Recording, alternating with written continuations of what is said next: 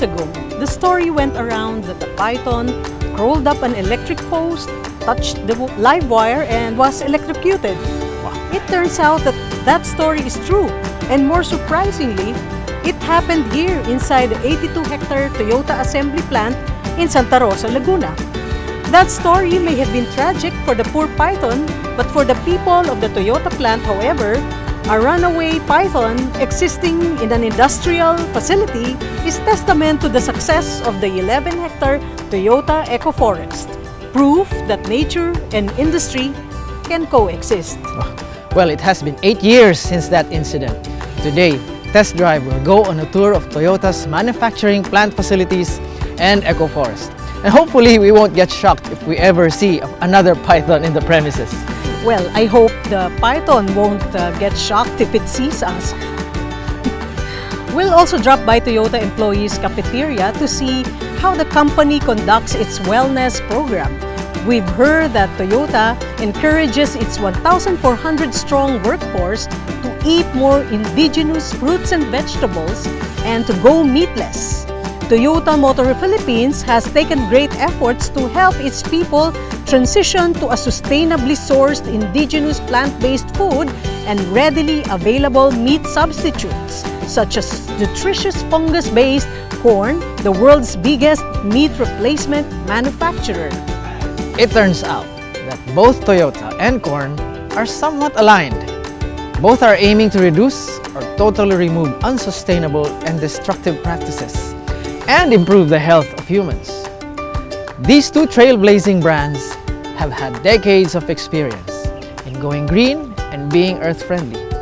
Both have been developing programs for environmental sustainability and the protection and welfare of animals.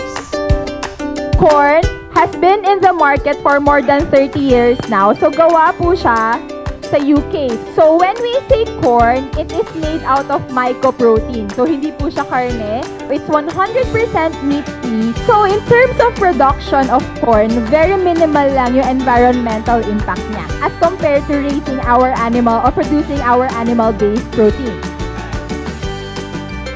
Yeah, so si corn, it really tastes like meat. Hindi mo mahalata yung difference niya talaga. Maganda siya i-try as alternative, especially kapag may mga kids like us. Sa lasang parang meat na meat siya. Parang feeling ko healthy ako.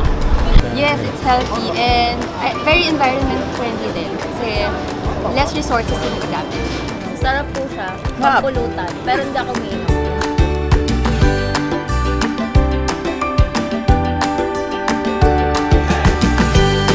Toyota's goal has been to achieve a smart and green manufacturing facility in line with the Toyota Environment Challenge 2050, which includes establishing a future society in harmony with nature by reducing the environmental burden attributed to automobiles as close to zero as possible while developing measures to contribute positively to the earth and its societies with the aim of achieving a sustainable society.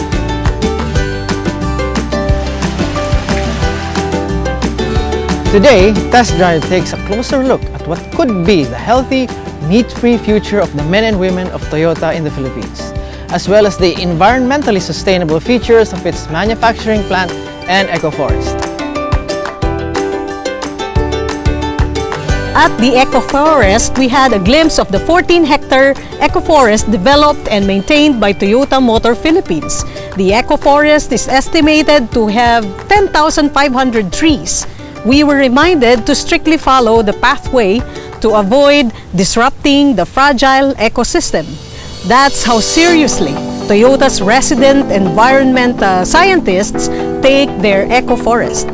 The 5,000 square meter water treatment facility is said to have cost 70 million pesos to build in 1996. A man-made lagoon has been filled completely with the treated water. The TMP plant was the first automobile company in the country to harness solar power. Its 1 megawatt solar array supplies electricity to the activity center's lights, or roughly 4% of TMP's annual power needs. It produces 790 tons in CO2 emissions. Likewise, several mechanized or karakuri systems in the production line have further reduced its electricity consumption, such as those that optimize the gravity balance system. Automobile manufacture and assembly admittedly creates a high impact on the environment. In fact, the automobile industry and all other products and processes that support it are among the biggest man-made factors contributing to global climate change. Toyota's own assembly facilities in the Philippines are no exception. Thousands of vehicles are assembled here, mainly its bestsellers, the Vios compact sedan and the Innova multi-purpose vehicle. But what makes the Toyota plant in Santa Rosa, Laguna an exception is how it seamlessly puts together a world-class automobile assembly plant and a completely sustainable ecological system.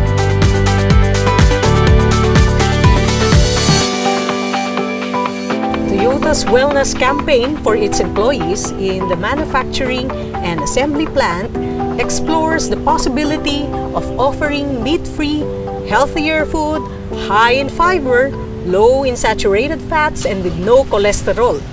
These are the attributes best befitting Quorn.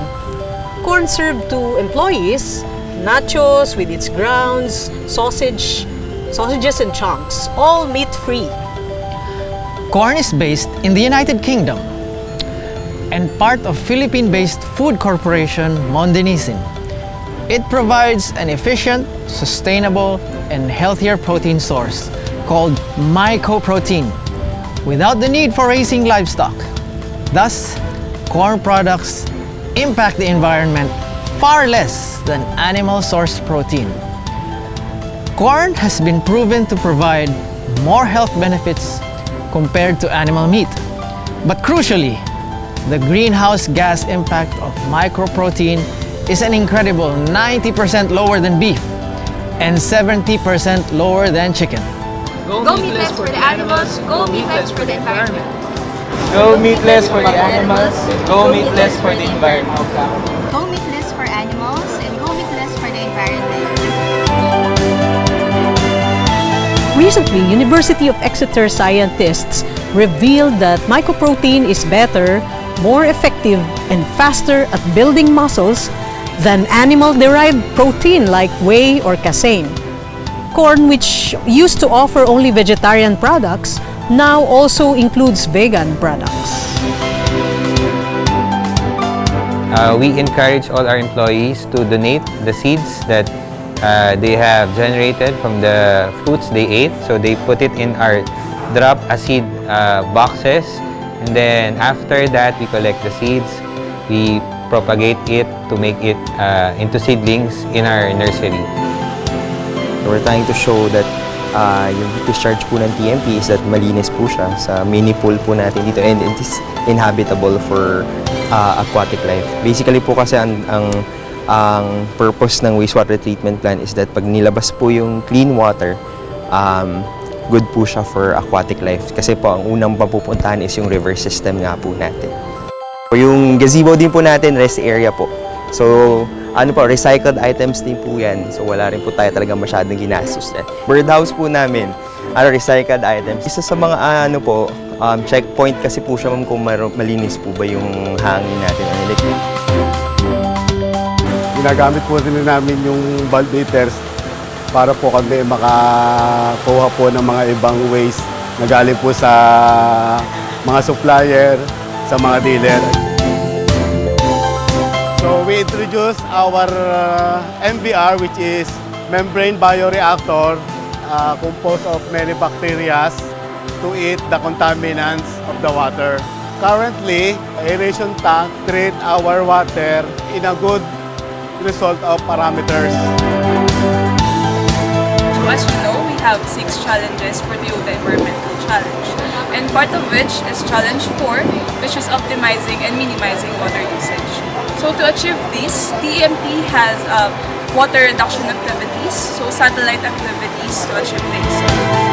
We are now currently have around 10,500 trees around the TMP plant.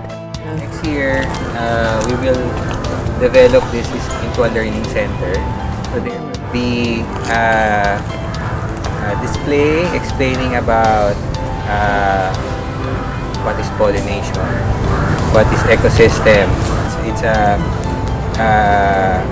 learning interactive center for biodiversity. Go meatless for the animals, go meatless for the environment. Go meatless for the animals and go meatless for the environment.